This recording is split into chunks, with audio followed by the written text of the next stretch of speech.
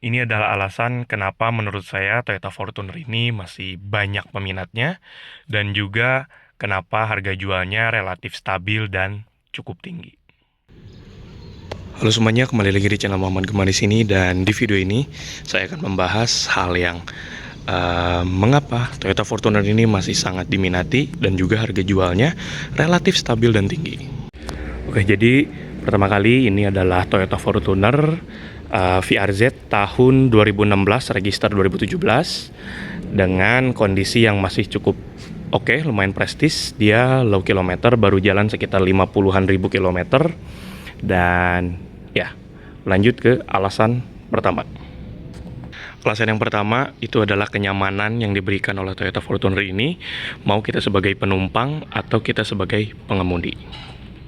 Sebagai pengemudi yang menggunakan mobil ini untuk kendaraan sehari-hari, mobil ini sudah cukup memanjakan kita.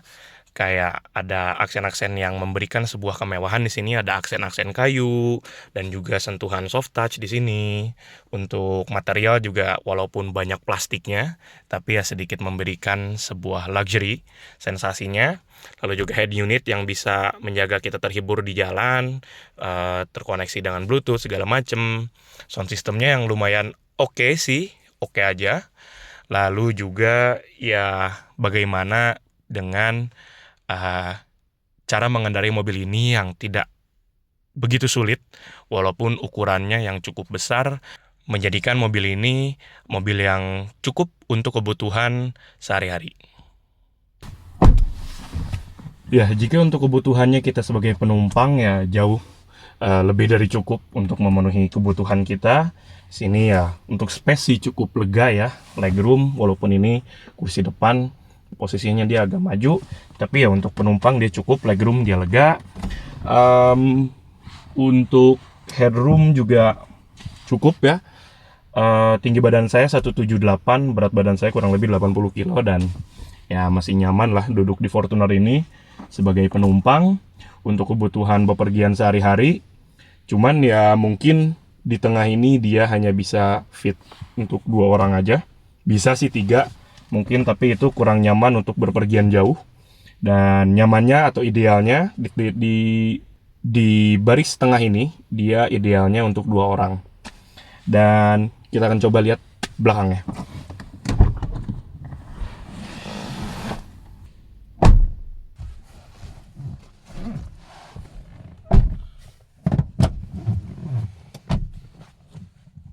Oke, jadi saya udah duduk di baris ketiga paling belakang untuk Toyota Fortuner ini, dan jujur untuk ukuran tubuh saya ini kurang ideal untuk bepergian jarak jauh. Kalau bepergian jarak dekat masih oke, tapi untuk bepergian jarak jauh ini pasti akan melelahkan untuk penumpang yang duduk di sini. Untuk legroom saya mentok benar-benar ngepas, headroom juga saya benar-benar ngepas nih. Ada mungkin selisih 1 jari segini. Untuk berpergian dekat-dekatan sih oke-oke aja, tapi kayaknya untuk berpergian trip jauh ini akan cukup melelahkan untuk penumpang yang duduk di sini. Tapi untuk orang dewasa yang tubuhnya mungkin lebih kecil dari saya, masih nyaman tergantungnya. Dan juga untuk anak kecil tentunya ini sudah lebih dari cukup. Tapi untuk ukuran tubuh saya, orang dewasa 178, berat badan kurang lebih 80, ya ini kurang ideal dan kurang nyaman untuk trip jarak jauh. Tapi untuk trip jarak dekat ini oke-oke aja.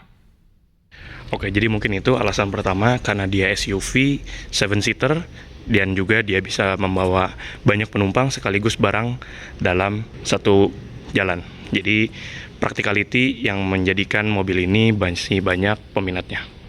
Kita masuk ke poin selanjutnya. Alasan kedua itu adalah karena dia sebuah SUV leather frame yang dia memiliki ground clearance yang cukup tinggi, membuat daya jelajah Toyota Fortuner ini sangat bisa dibawa kemana saja, mau itu kebutuhan dalam kota ataupun kebutuhan luar kota.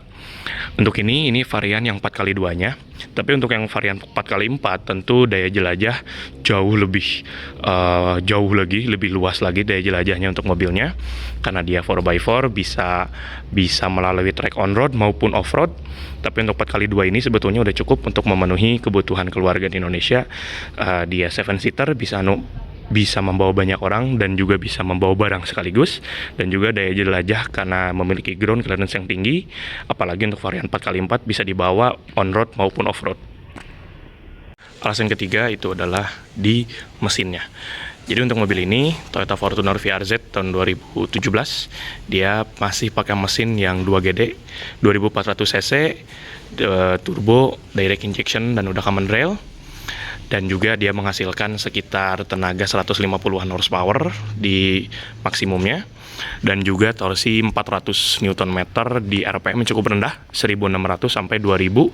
Jadi dia udah peak torsinya, menjadikan mobil ini sangat enak dan powerful sekali. Untuk di jalanan dia sudah lebih dari cukup. Dan juga karena karakteristik mesinnya, dari mesin ini itu dia sangat modifiable, sangat tunable. Jadi banyak mungkin orang-orang sekarang yang memodifikasi Toyota Fortuner ini dijadikan sebagai mobil hobinya. Dengan sedikit modifikasi dan tune, dia bisa menghasilkan tenaga yang cukup luar biasanya. Hanya sekedar tune aja, misalkan dengan kondisi standar, menjadikan mobil ini mesinnya itu diminati oleh banyak orang-orang. Dan juga karena reliability atau ketangguhannya mobil ini dengan maintain yang baik juga tentunya. Oke, lanjut ke poin selanjutnya. Tadi saya udah bahas tentang bagaimana performa mesinnya dan juga karakter mesinnya yang modifiable dan juga tunable, bisa dijadikan sebagai mobil hobi. Saya akan bahas tentang konsumsi bahan bakarnya dari Toyota Fortuner ini.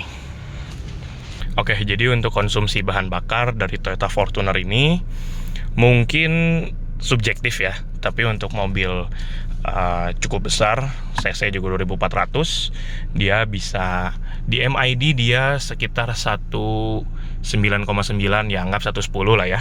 Dan untuk realitinya, saya pernah coba tes full to full yang nggak jauh dari MID, dia sekitar 110-111.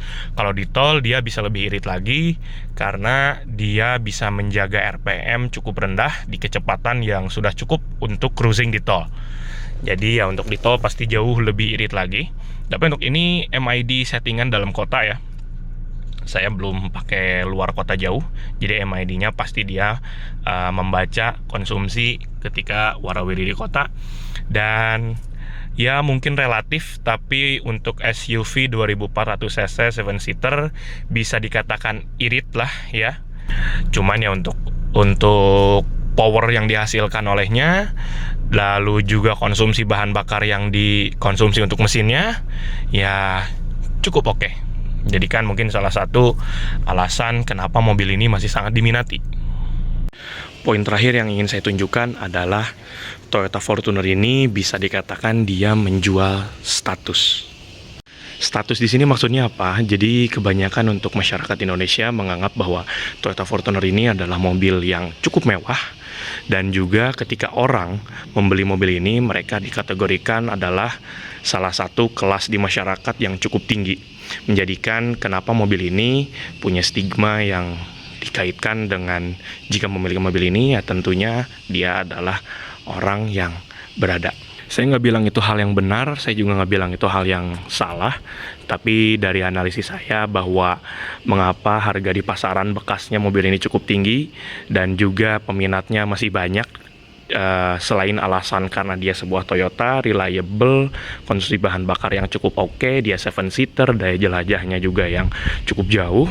Di sisi lain ada faktor status itu. Itulah alasan kenapa mungkin masih banyak orang yang masih mengidamkan Toyota Fortuner ini sebagai mobil yang ingin mereka miliki. Tapi itu balik lagi, itu pendapat saya pribadi. Kalau menurut saya ya mobil berdasarkan kebutuhan saja dulu. Tapi kan preferensi orang-orang dan kebutuhan subjektif beda-beda. Jadi ya itu bagaimana masyarakat saja. Saya di sini hanya menganalisis kenapa mobil ini masih diminati dan juga harga pasaran bekasnya dia masih cukup tinggi dan relatif stabil.